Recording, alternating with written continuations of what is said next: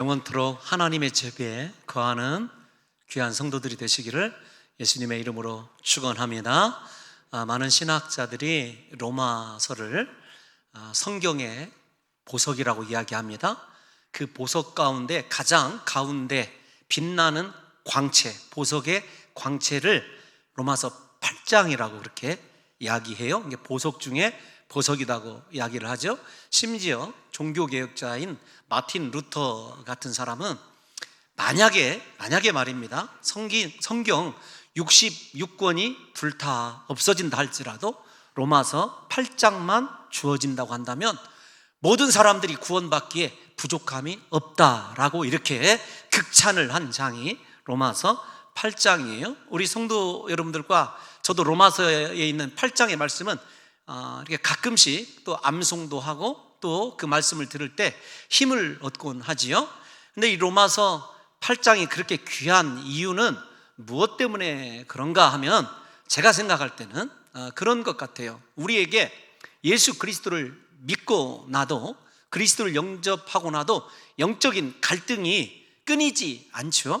그것을 사실은 7장 25절, 8장 이전에 7장 25절에서 사도 바울이 분명하게 보여주고 고백했어요.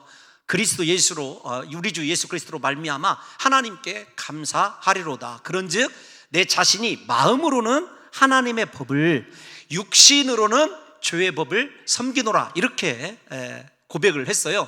그가 감사한 이유가 무엇인지, 그렇게 우리 속에 하나님의 법과 육신의 법이 갈등하고 섬기고 있음에도 불구하고 그가 감사한 이유는 무엇 때문에 그러냐면 예수 그리스도 때문에 그래요. 그 예수 그리스도께서 갈등하는 우리를 위하여 행하신 일에 대하여 8장이 자세하게 설명하고 있다, 이렇게 바라보는 것이 여러분 상당히 타당성이 있을 거라고 그렇게 생각이 되어집니다. 지난 시간에 처음으로 이렇게 8장 1절에서 4절을 살펴보았지 않습니까?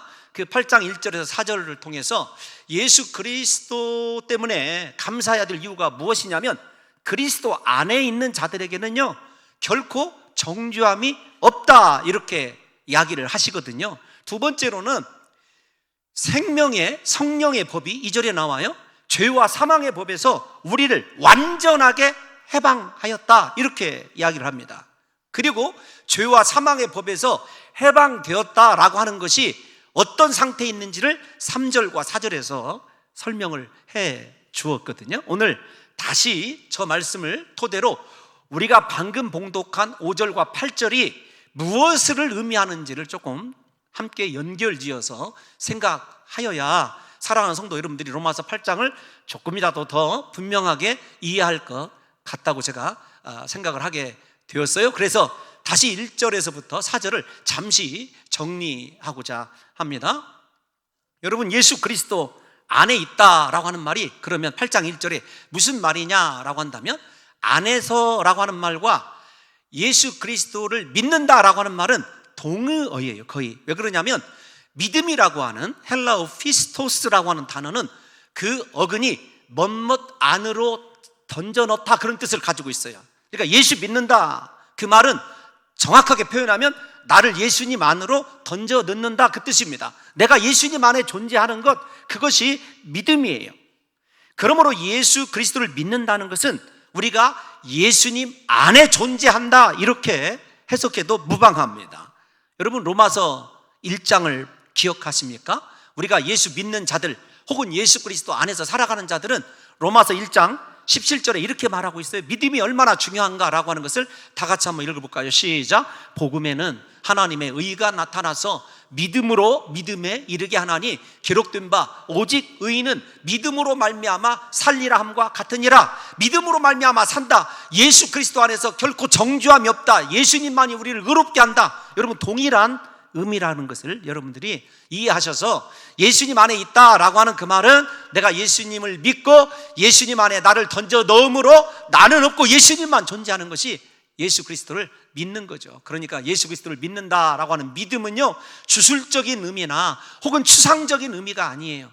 내 자신이 예수님 안으로 완전히 들어가서 그리스도 예수가 나에게서 보여지게 될 때 그 사람은 진짜 예수 믿는 사람이라고 이야기할 수 있습니다. 이렇게 예수 안에 있는 자들에게는 정죄함이 없다라는 말을 반대로 설명하면 의인이 되었다, 의롭다, 믿음으로 의롭게 된 거나 동일한 그런 의미를 내포하고 있다는 것입니다. 두 번째, 사도 바울이 예수님 안에 그러면 들어갔더니, 믿음으로 들어갔더니 무엇이 있냐?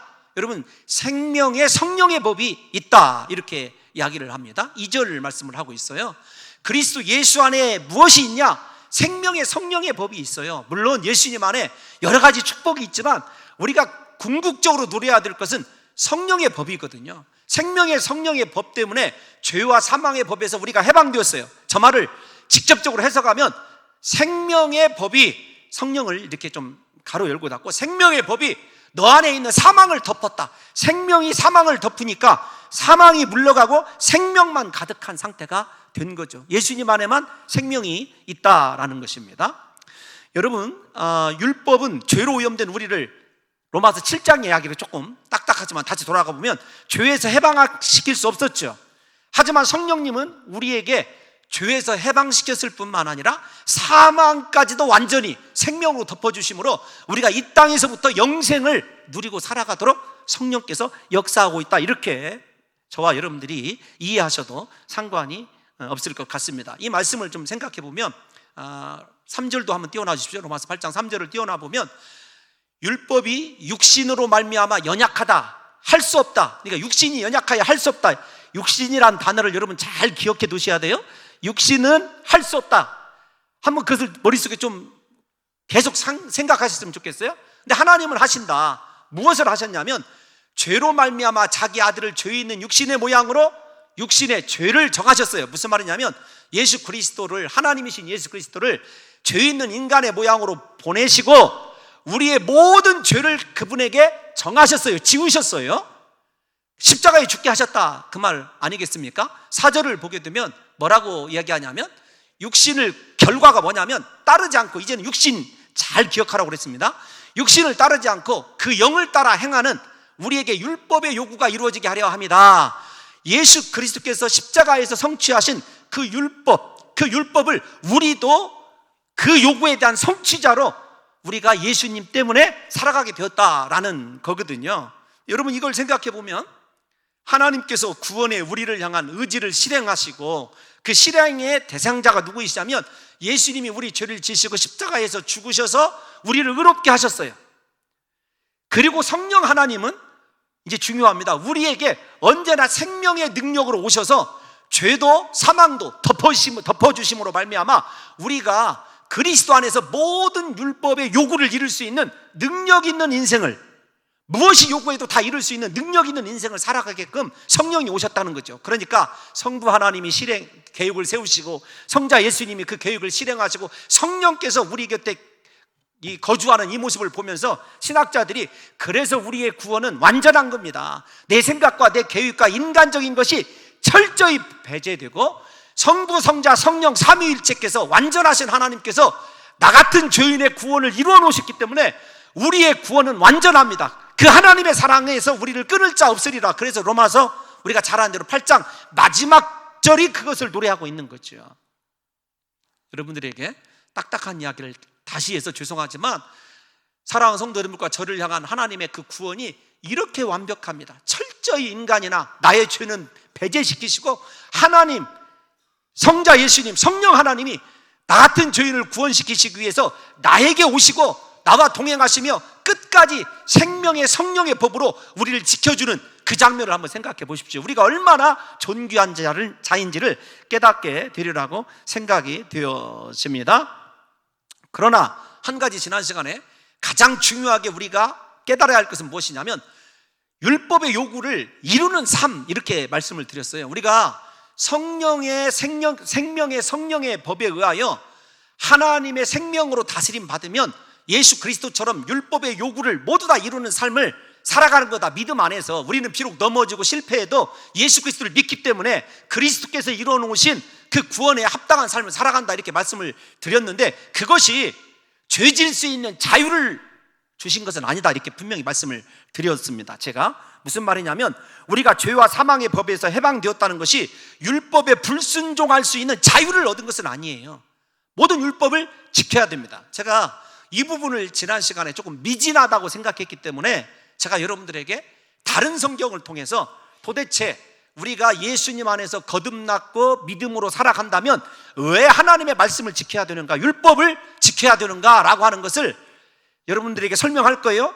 결론은 뭐라고 말씀드렸냐면, 나는 지킬 수 없어요. 육신은 연약합니다. 그런데 내 안에 계신 생명의 성령의 능력이 임하면 율법의 모든 요구를 이루는 삶을 살게 될 줄로 믿습니다. 여러분, 그 과정을 제가 다른 성경을 통해서 시간이 좀 들어가지만 꼭 여러분들에게 확인시켜 드리고 싶었어요. 그래서 예수 믿는 자답게 성령의 능력으로 우리도 예수님처럼 모든 율법의 요구를 다 이루는 삶, 그것을 성경에서 뭐라고 얘기하냐면 성화라고 얘기하거든요. 그 성화의 삶을 우리가 살아내야 돼요. 예수 믿으면 거룩한 인생 살아내야 됩니다. 예수 믿는다는 것은요, 입이 변하는 것이 아니라 우리의 삶이 변하는 것을 이야기하거든요. 삶이 변하는 가장 기본적인 근거가 무엇이냐면 하나님의 율법 말씀입니다. 말씀을 지키면서 말씀대로 살아가야 될 것 아니에요? 그것이 어떻게 우리에게 임하는가라고 하는 것을 로마서 8장 1절에서 4절 말씀을 제가 성경 다른 곳을 통해서 여러분들에게 좀 입증을 시키고 싶은 거예요. 무엇이냐면 요한복음 8장인데, 여러분 요한복음 8장에 보면 현장에서 가늠하다가 잡힌 여인의 이야기가 나오죠. 요한복음을 강해해드린 지가 조금 오래돼서 기억하실지 모르겠지만 예수님께서 감람산에서 기도하고 내려오십니다. 서기관들과 바리새인들이 예수님이 내려오시는 길목을 지키고 있다가 현장에서 가늠하다 잡힌 여인을 끌고 와요. 제가 여러분들에게 어떻게 설명을 해드렸냐면, 모세의 정확한 법에 의하면 그 여인을, 가늠한 여인을 처단하기 위해서는 가늠한 남자가 있어야 되는데 남자가 없어요. 그걸로 봐서 성경에 기록하고 있지는 않지만 추론을 해보면 그 가늠의 대상 남자가 일종의 음모를 실행한 실행자예요.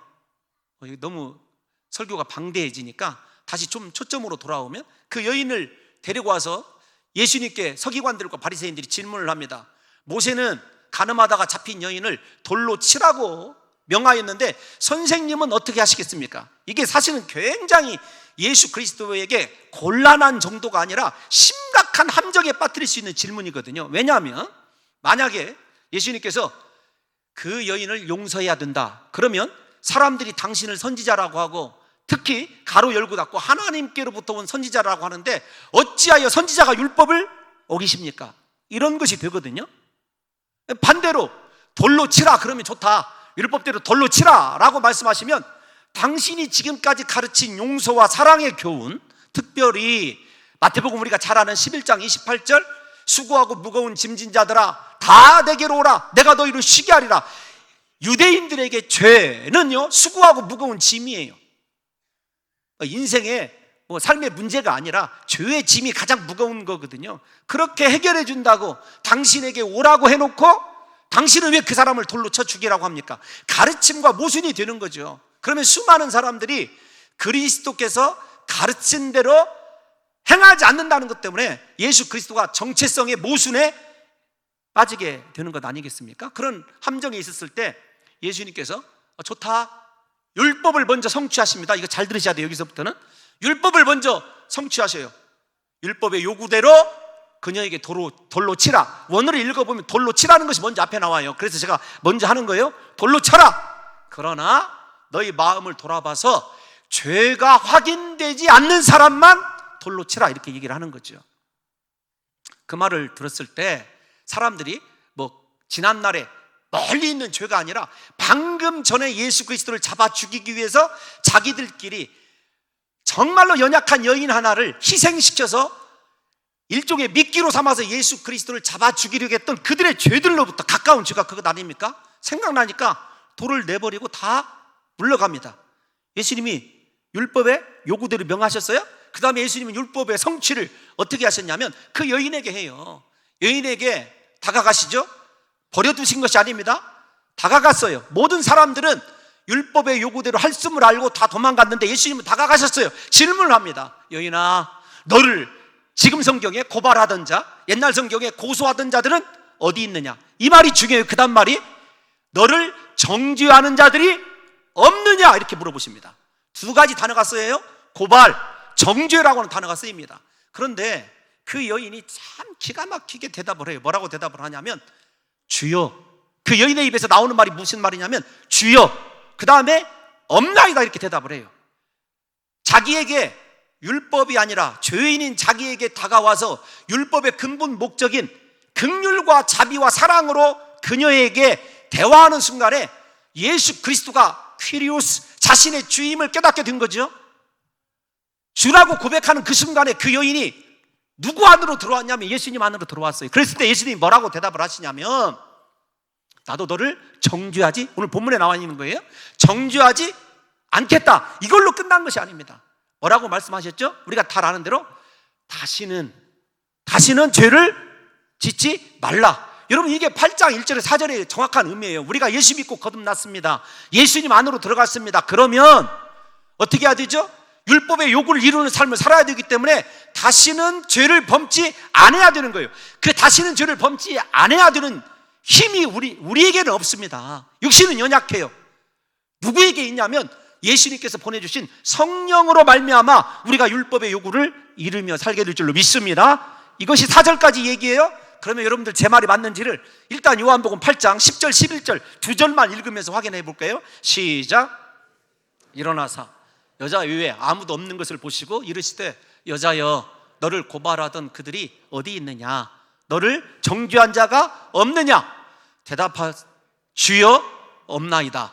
예수께서 이르시되 나도 너를 정죄하지 아니하노니 가서 다시는 죄를 범하지 말라 하시니라.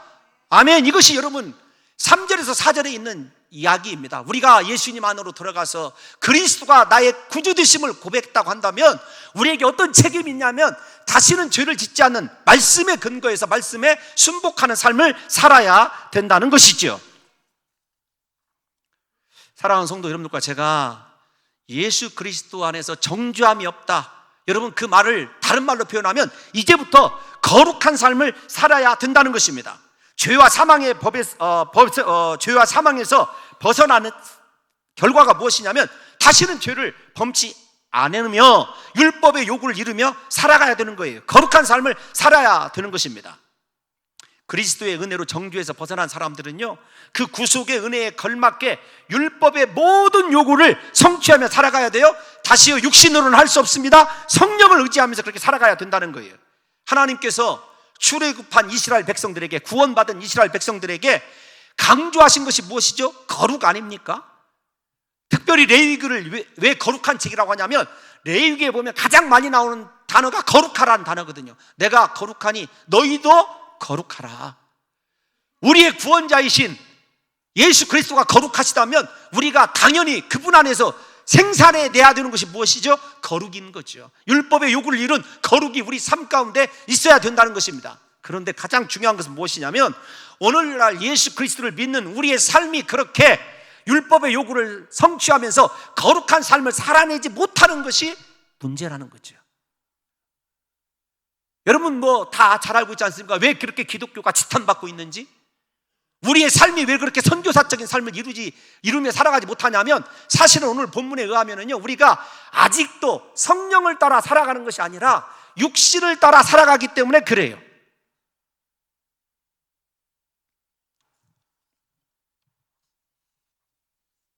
본문에서 사도 바울이 이제 5절로 돌아온 거예요. 육신이란 말을 잘 기억하라고 말씀드렸죠. 육신은 연약하여 할 수 없어요. 우리가 다시 3절을 한번 보겠습니다. 죄송합니다. 3절을 다시 볼까요? 3절 3절 시작. 율법이 육신으로 말미암아 연약하여 할 수 없어요. 우리는 할 수 없는 자다. 육신 따라가면 할 수 없어요. 4절 한번 볼까요? 4절 미리 띄워놔주십시오. 시작. 육신을 따르지 않아야 돼요. 이제는 영을 따라 행하는 그 사람에게 모든 말씀의 요구, 율법의 요구를 이루어지게 하시는 분이 누구시냐면 성령님이라니까요. 그런데 우리에게 할 수 없는 육신, 그 다음에 육신을 따르지 않아야 영을 따라갈 수 있는 그 삶이 무엇인지를 5절에서 8절까지 지금 설명하고 있는 거예요. 우리가 예수님 안에서 정죄함이 없으니까 생명의 성령의 법이 우리에게 임하셔서 율법의 요구를 이루면서 그리스도 안에서 살아갈 수 있는 길을 열어주셨으니까 여러분 율법과 완전히 결별된 삶을 살아야 되지 않느냐라고 하는 이야기가 5절에서 8절 이야기라고요. 그래서 5절을 보면 여러분 세상 이야기가 아닙니다. 교회 이야기예요. 로마에 있는 교회에게 보낸 이야기니까 교인 중에는요, 두 부류가 있어요. 하나는 아직도 할 수 없는 연약한, 그리고 사망에 이르는 육신을 따라가는 사람이 있고 영을 따라가는 사람이 있다라는 거예요. 특별히 따르다 단어가 두 번 나오죠. 이 단어를 찾아보면 페리파테오라고 하는 단어예요. 이 단어는 크게 두 가지 의미로 쓰입니다. 따른다는 것이 뭐냐라고 한다면 함께 걷는다, 그 뜻입니다. 첫 번째 뜻이 함께 한다, 그 뜻이에요. 여러분, 함께 한다, 함께 걷는다라고 하는 말을요, 우리가 이렇게 얘기할 수 있어요. 하나다, 이렇게 얘기할 수 있어요. 그러니까 육신을 따르는 자는요, 육신과 하나인 거예요. 연약하여 할 수 없는, 죄와 사망의 굴레에서 벗어날 수 없는 자예요. 무서운 말입니다. 근데 중요한 것은 따른다라고 했었을 때 그 따름의 결과가 무엇이냐면, 제가 여러분들 이렇게 설명을 해드릴게요. 죄송합니다. 우리 성도 여러분들이 혹시 그런 일을 하고 계시다면 저를 좀 이해해 주십시오. 제가 어느 날인가 맨손으로, 여러분 자주 하는 거 아닙니다. 저를 오해하시면 안 돼요. 설거지를 한번 한 적이 있어요. 생선을 이렇게 우리 집사님이 이렇게 가져온 생선이 있어서 그 생선 먹은 설거지를 맨손으로 한번 한 적이 있어요. 비누로 손을 씻었습니다. 깨끗하다고 생각을 했어요. 앉아서 설교 타이핑을 하는데 손가락이 움직일 때마다 무언가 아름답지 못한 냄새가 올라와요. 육신을 따른다라고 그랬을 때, 육신과 함께하는 사람은요, 그 열매가 죄 냄새, 사망의 냄새가 지워지지 않는 거예요. 지금 따른다라는 이야기가 단순히 따르는 행위로 끝나는 것이 아니라 나중에 6절에 가면 그 결과 때문에 제가 다시 이렇게 여러분들에게 설명을 자세히 드리는 거예요. 반대로 성령을 따라 행하는 사람은요, 하나님의 모든 요구를 이룰 뿐만 아니라 성령의 열매가, 그래서 로마서와 짝인 갈라디아서를 보게 되면 9가지 열매가 있어요. 성령을 따라서 살아가는 사람에게는 열매가 있는데, 하나님에 대하여는 사랑과 희락과 기쁨이 있어요. 평강이 있어요. 이해가 가십니까? 다른 사람에 대해서는요, 오래 참음이 있어요. 자비가 있어요. 양선이 있어요. 자기 자신에 대해서는요, 충성과 온유와 절제가 있어요. 여러분 생각해 보세요. 일단 좀 나는 성령을 따른다라고 하는 말이 함께한다, 함께 걷는다라는 것인데, 성령과 함께한다면, 같이 한다면, 여러분들이 입으로 나는 성령과 같이 하는 사람이 아니라 삶에서 정말 사랑을 하고 있고 희락을 누리고 있고 화평함이 있는가, 평화를 누리고 있는가, 정말로 나는 다른 사람에 대해서 오래 참을 줄 알고 자비와 양선을 베풀며 살아가는가, 나는 내 자신에 대해서 철저히 냉정한 자가 돼서 오직 하나님에 대해서 충성하고 온유하고 모든 것을 절제할 수 있는 힘이 있는가. 여러분, 그것이 오늘 본문의 사실은 이야기이거든요. 또 하나, 따르다라고 하는 이 단어는 지금은 조금 어려운 개념이에요. 무엇이냐면 본성의 상태, 이런 뜻이거든요.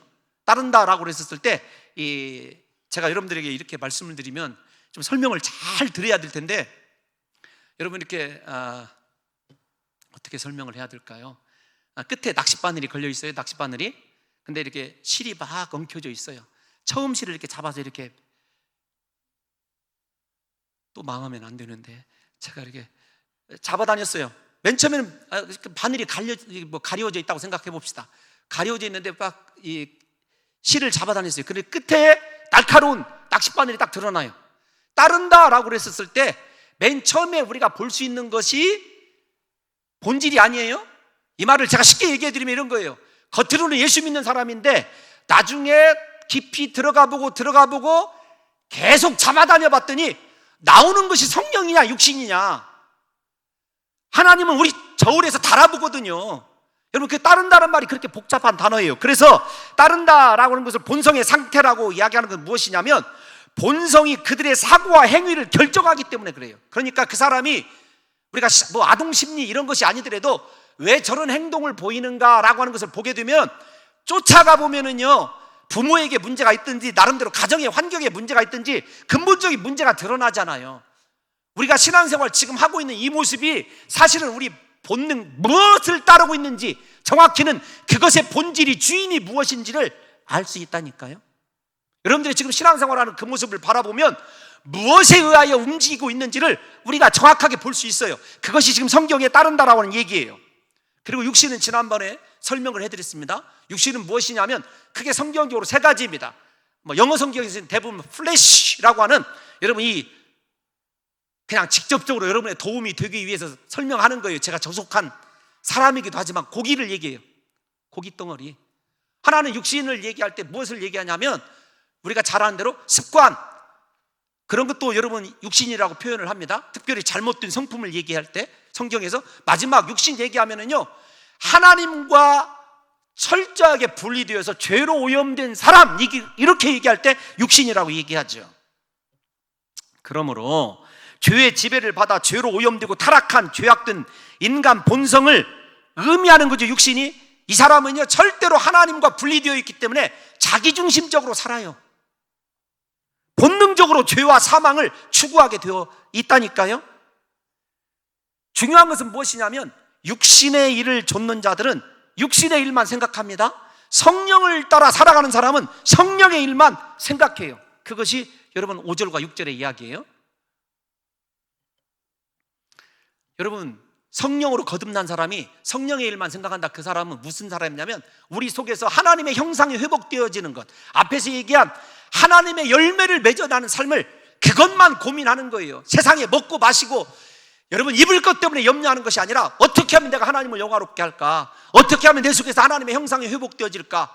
어떻게 하면 예수 그리스도께 영화롭게 할 수 있는 삶을 살아갈까? 그것만을 묵상하는 사람이에요. 여러분들이 이 말씀 2절만 들어도 내가 육신을 따르고 있는 사람인지 성령을 따르고 있는 사람인지 분명히 구분이 될 수 있다는 것입니다. 특별히 5절 말씀이 이렇게 끝나죠. 생각한다 라고 하는 것인데, 여러분이 생각한다 라고 하는 단어가 어떤 단어냐면 프로네오라고 하는 단어예요. 네, 여러분 이 생각하는 단어를 제가 지금부터 조금 어렵게 읽어드릴게요. 생각과 관심, 애정과 목적을 집중하게 하는 대상, 그런 뜻이에요. 무슨 말이냐면 무엇인가가 우리의 마음을 집중하게 하고 열중하게 하는 그것이 생각이에요. 그러니까 생각은 추상적인 것이 아닙니다. 내가 무언가에 몰두해 있고 집중해 있는 것, 그리고 그것만을 관심 갖게 하는 것, 그것이 생각이에요. 너무 어려운 이야기인가요? 이 단어를 제가 잘 설명해 드릴게요. 언제나 말은 잘 설명한다고 그래요. 죄송합니다. 공수표 달려서. 이 단어가 프로네오라고 하는 생각이라는 단어가 여러 곳에 쓰여 있는데, 특별히 대표적으로 우리가 잘 알 수 있는 본문이 마태복음 16장 23절이에요. 우리 다 같이 한번 읽어볼까요? 시작. 예수께서 돌이키시며 베드로에게 이르시되 사탄아 내 뒤로 물러가라. 너는 나를 넘어지게 하는 자로다. 네가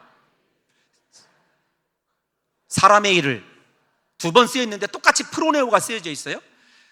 여러분, 저 말씀이 왜 중요하냐면 잘 생각해 보십시오. 베드로가 주는 그리스도시요 살아계신 하나님의 아들이시니이다 고백을 옳도다. 베드로야, 너에게 그 고백을 하신 이는 성령님이시다. 내가 그 고백 위에 음부의 권세가 손댈 수 없는 교회를 세우리라.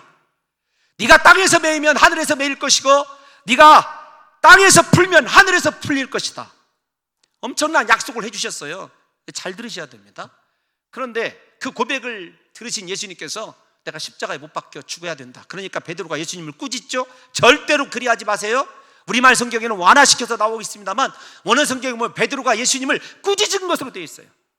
아니, 고백은 그렇게 했는데 예수님의 십자가는 바라보지 못해 예수님께서 뭐라고 말씀하셨죠? 너는 나를 넘어지게 하는 자로다, 이렇게 얘기를 했어요. 그러면서 사탄아 물러가라, 이렇게 얘기를 했습니다. 그 본문을 자세히 6장 23절을 다시 띄워놔 주십시오. 무슨 일이냐면 예수 그리스도를 넘어지게 하고 사람의 일, 사람이 무엇이냐면 저게 사르크스 육신이에요. 육신의 일을 생각하는 자들은요 그리스도를 넘어지게 하는 자이고, 그리스도를 넘어지게 하는 자는 무엇이냐면 사탄이에요. 여러분 곰곰이 생각해 보세요. 이 생각이라는 단어가 내가 하나님의 일을 생각하고 말씀을 묵상하면서, 왜 하나님의 말씀을 주야로 묵상하는 자가 복이 있다, 생각하는 자가 복이 있다라고 하는지를 여러분 성경이 그렇게 강조하고 있는 줄 아십니까? 사람은 생각하는 것에 의해서 모든 언어도 사고도 그 다음에 행동도 결정되기 때문에 그런 거죠. 베드로가 신앙 고백을 얼마나 멋지게 했다고요? 오늘날 우리가 그래요. 교회에서 기도하고 찬양할 때는요, 오 존귀하신 하나님 영광 다 받아주세요. 하나님 말씀만 없어서. 밖에서 살아갈 때는요 하나님의 일과는 전혀 무관한 사람의 일만 생각하고 살아요. 그 생각이 뭐냐면, 다시 말씀을 드리지만 그리스도 예수와 성령과는 전혀 상관이 없는 먹고 마시고 입는 것과만 관련이 있다는 거죠. 여러분, 하나님의 일을 생각하는 사람은 생각을 성령이 지배하고 있는 반면에, 사람의 일을 생각하는 사람은요, 생각을 누가 지배하고 있냐면 사탄이 지배하고 있는 거죠. 그러므로 내가 무엇을 생각하는지를, 무엇에 집중하고 무엇에 몰두하고 있는지를 생각해 보면, 그리고 그 사람의 말과 행위를 바라보게 되면 그 사람 생각 본능이, 본질이 무엇을 따르고 무엇과 함께하고 있는지가 여실히 드러난다는 것이 8장 5절에 있는 말씀입니다. 중요한 것은 생각이요, 생각대로 되고가 아니라 생각이 우리의 영혼을 결정한다는 것을 아셔야 돼요. 6절 말씀 한번 볼까요? 아니, 6절만 읽으면 동떨어져 있는 것 같으니까 다시 5절과 6절 함께 읽겠습니다. 시작. 육신을 따르는 자는 육신의 일을, 영을 따르는 자는 영의 일을 생각하나니, 육신의 생각은, 영의 생각은, 여러분, 생각이 살고 죽는 것을 결정해요. 영생과 영원한 심판을 결정한다니까요. 여러분, 그렇게 생각이 중요한 거예요. 무엇을 묵상하느냐, 그렇게 중요합니다. 내 속에 무엇이 본능이냐가 그렇게 중요하다니까요. 여러분, 육신의 지배를 받아서 사람의 일만, 땅의 일만 생각하는 사람은요, 이미 영적으로 죽은 사람이에요. 그 자체가 하나님의 심판이라고 로마서 1장 17절에서 32절에 엄청나게 길게 설명을 해놨어요. 대표적으로 우리가 로마서 1장 21절만 한번 읽어보겠습니다. 우리가 육신을 따르는 사람의 상태가 어떤 것인지 한번 읽어볼까요? 시작. 하나님을 알되 하나님을 영화롭게도 아니하며 감사하지도 아니하고 오히려 여러분 생각해 보세요. 하나님을 압니다. 베드로처럼 고백 멋지게 할 수 있어요. 찬양할 때는 가장 위대한 인생 같아요. 기도할 때는요, 얼마나 정말로 모든 사람의 마음을 움직이는 기도 같아요. 그런데 중요한 건 무엇이냐면 하나님을 영화롭게 하지 아니해요. 자기중심적 삶을 살아가기 때문에 그렇죠. 육신의 본능대로 살아가기 때문에 그렇죠. 그러니까 감사가 없어지죠. 생각이 하나님이 다스리는 거룩하고 존귀한 말씀을 향한 생각이 아니라 허탄하고 허망한 생각에 사로잡혀지는 것 아니냐고요. 여러분, 그들은, 육신을 따르는 사람들은요, 하나님의 존재를 알고 있으면서도 스스로 자기 자신을 하나님으로부터 소유시키고 그분의 창조 목적인 하나님을 영화롭게 하는 대신 자신이 하나님 되어 자신을 영화롭게 하는데, 봐라, 내가 세상에서 이 정도의 사람이야, 내가 이 정도 물질을 가지고 있고 이 정도 권세가 있어, 자기 자신에 취해서 살아가게 되어 있는데, 로마서의 시각에 의하면 그것이 이미 심판받은 자다, 이렇게 얘기하는 거예요. 이거 심각한 얘기입니다. 사망에 이른 자다, 이렇게 이야기하거든요. 그러나 성령의 생각을 좇아서 육신의 생각을 부인하며 살아가는 사람들에게는요, 생명과 평안이 주어진다고 그랬어요. 생명 그 자체가 지난 시간에 말씀드렸어요. 생명이 무엇이라고요? 예수 그리스도 자체예요. 제가 요한복음 14장 6절 여러분들에게 같이 암송하자고 말씀드렸지 않습니까? 내가 곧 길이요 진리요 생명이셔, 예수님. 그러니까 성령을 따라가는 사람 속에는 무엇이 있어요? 예수 그리스도만 넘쳐요. 그리고 예수 그리스도가 나의 주 되심의 결과가 무엇이냐면 평안이에요. 평강이에요. 잘 아시는 대로 예수님을 이사야 선지자는 9장에서 뭐라고 얘기하죠? 평강의 왕으로 묘사하고 있지 않습니까? 샬롬의 왕이에요, 예수님이.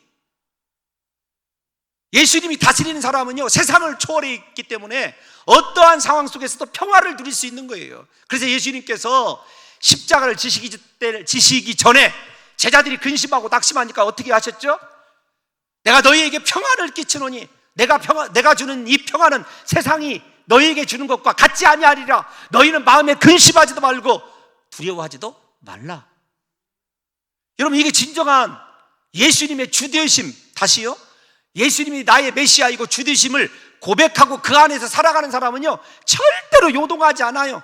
평안만 있어요.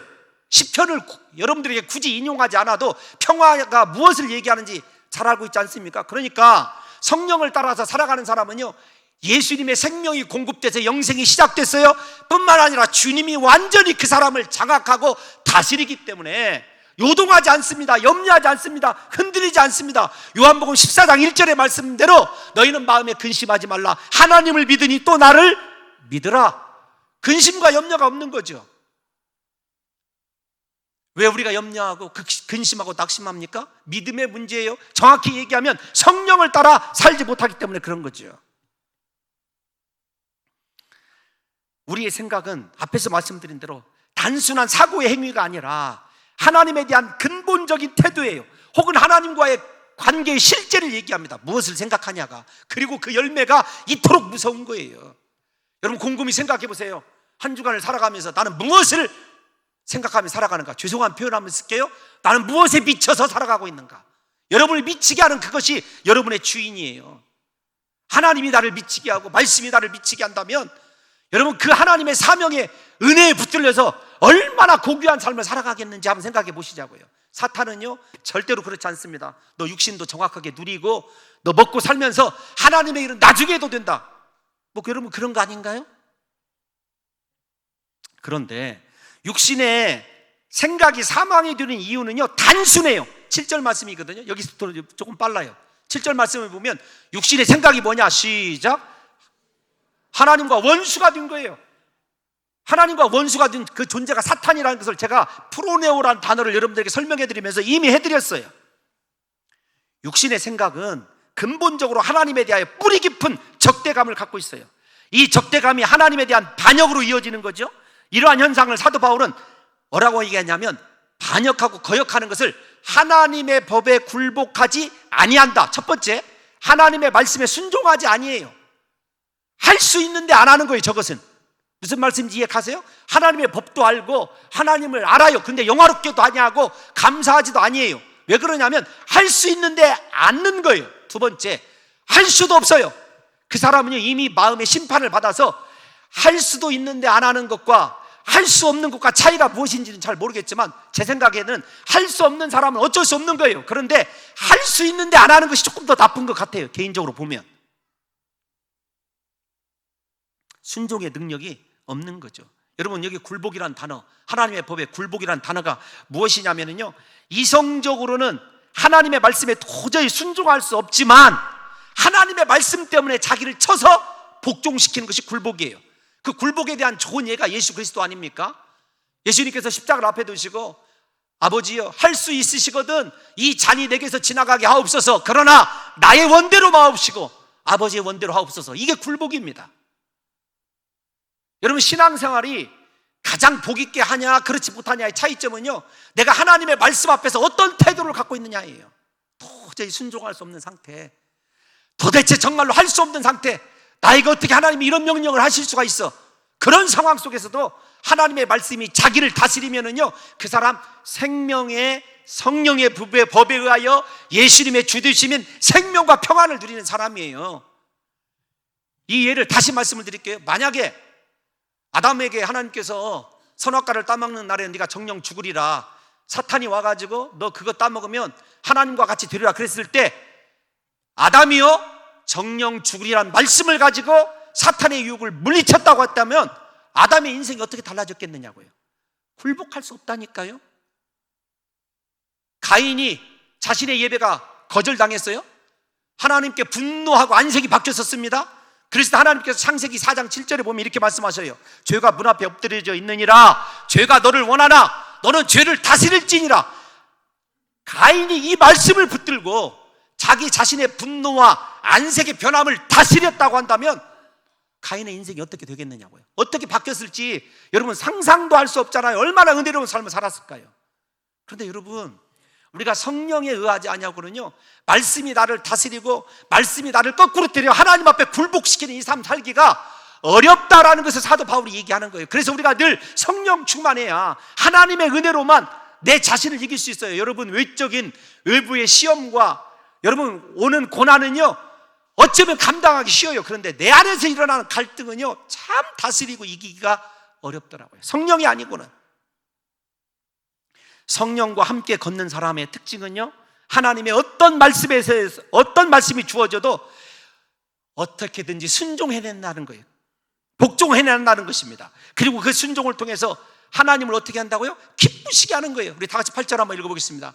다 끝났습니다. 시작. 육신에 있는 자들은 하나님을 기쁘시게 할 수 없느니라. 하나님의 법에 굴복하지 않는 자들은요 육신에 속해 있어요. 왜냐하면 하나님보다 육신이 크니까, 하나님보다 자기가 중요하니까 육신을 따라 살 수밖에 없죠. 그들은 하나님을 기쁘시게 할 수 없다는 거죠. 오늘 사랑하는 성도 여러분, 하나님께서 굴복하는 삶을 통해서 얼마나 많은 기적을 베푸셨는지를 생각하셔서 여러분들과 제가 한 주간을 살아갈 때 나는 성령을 따라 행하는 사람인가, 그래서 주 되신 주님께서 영생을 나에게 폭포수같이 부어주시고 나로 하여금 평화를 누리게 하시는가, 나는 사람의 일, 육신의 일만 생각하다가 하나님과는 전혀 상관없는 일에 생명 걸고 도전하고 있지 않는지를 좀 고민해 보셔서 부디 사랑하는 성도 여러분들과 제가 주 안에서 거듭나고 정죄함이 없는 인생, 생명의 성령의 법에 의해서 정말로 하나님의 말씀과 거룩을 온전히 이뤄내는 귀한 인생을 살아가시는 역사가 있으시기를 예수님의 이름으로 축원합니다. 우리